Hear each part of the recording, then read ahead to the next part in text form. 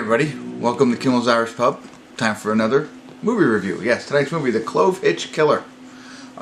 It stars Dylan McDermott, Samantha Mathis, those actors you might know.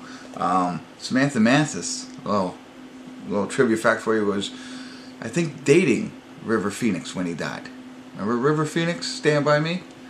The brother of Joaquin Phoenix, great talent, gone too early, you know. But she was dating him. They were in a movie together about country singer. That's not why you tuned in, but look that one up too. That was a good one. I forget what it was called. If I think of it by the next check-in, I'll let you know what it is if you're really interested. Charlie Plummer also plays a kid in this movie. And basically, from what I understand, basically reading it, well, first 6.4 on IMDb, a serial killer hits close to this family's home. Whether they're involved in it or whatever, and his kid finds out about it. So I don't know too much about it.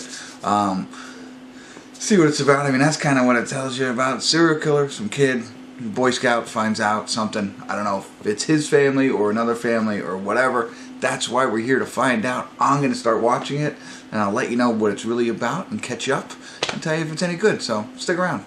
Hey everybody, I want to do a quick check-in here. We're watching The Clovehitch Killer.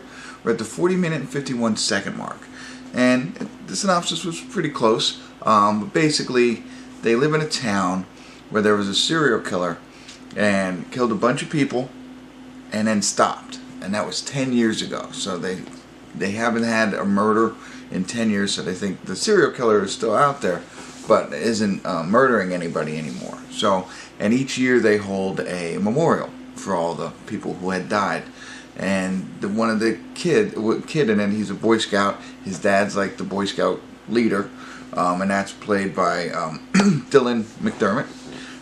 And so he's right, yeah, Dylan McDermott or whatever, you know, whatever his name is. I said it before. Anyway, he is the kid's father as well. Kid's 16, and he stumbles upon a picture. A clove hitch, real quick, is a type of knot, and he stumbles on a picture. Where there's a girl tied up, and he believes it might be his dad's. And now he's starting to think, because all the Clovehitch murders had these knots, people tied up in them with this specific knot. So he's trying to investigate and figure out. He really thinks his dad is the Clovehitch Killer.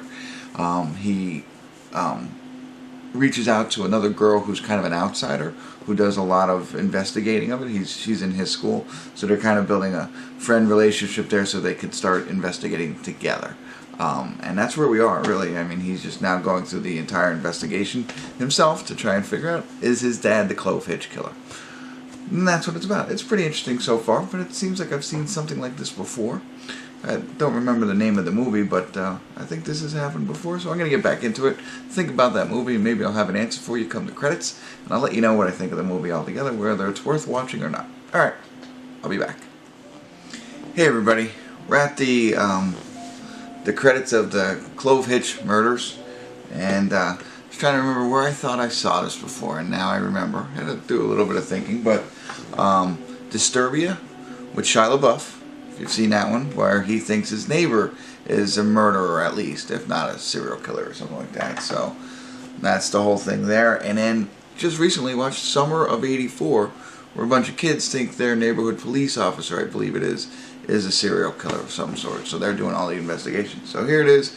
A kid is thinking his father, who's also the scout leader, is a Clovehitch murderer or the serial killer.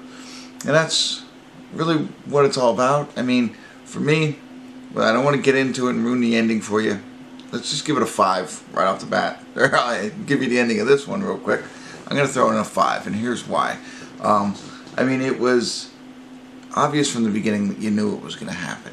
I felt it was so predictable that, you know, throughout the entire movie, it was predictable. There was nothing, and I was hoping that they were really going to, you know, wham blast me and switch it up at the end and really, you know, oh, what a great film. They didn't. They try and throw a little something in there to help you, you know, that kind of thing. Try and mix it up a little bit, but it's full of holes.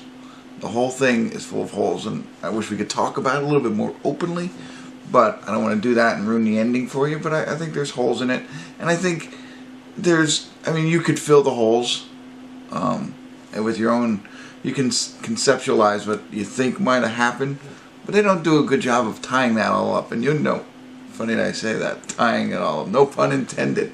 But I don't know. I did like Dylan McDermott. I thought he did a good job. I thought he did a good job acting in this one, and you know, that was really it. I mean, the kids were okay. They were the only ones who were in it the most of the movie, and him, and that's really all the acting that you see. But it's a overplayed plot, I think, or a plot that I've seen a couple times, so not that interesting. And they didn't do anything creative to make it any better than any of the other movies that I mentioned. And Samantha, Mathis, and River Phoenix, A Thing Called Love. That was the movie that they were in. So that's it. So, you know, check this out if you want. Let me know what your thoughts. Check out my other review, Summer of '84. If these are your types of movies, you might be interested. I like that one better than this one. And I didn't do a review of Disturbia because my YouTube channel didn't start then. So you just have to check that one out on your own. Alright, well that's it. That's all I got for you. Please like my page, subscribe to my channel, leave me comments, and thanks for tuning in. Kimmel's Irish Pub.